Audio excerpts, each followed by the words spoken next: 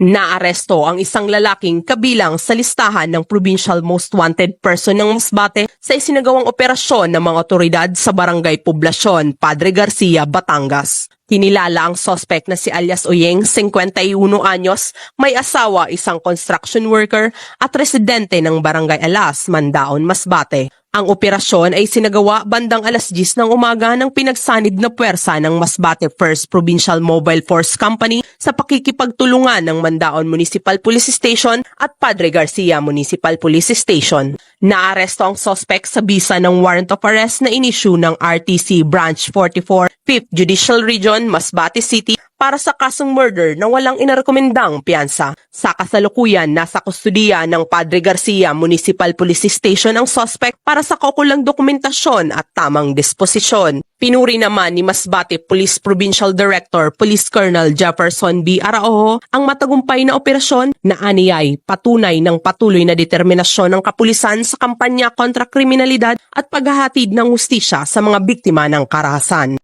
Mula dito sa Riyong Bicol, ako ang inyong PNN Correspondent, Police Corporal Angelito Recampo, alagad ng batas, tagataguyod ng Balitang Pulis.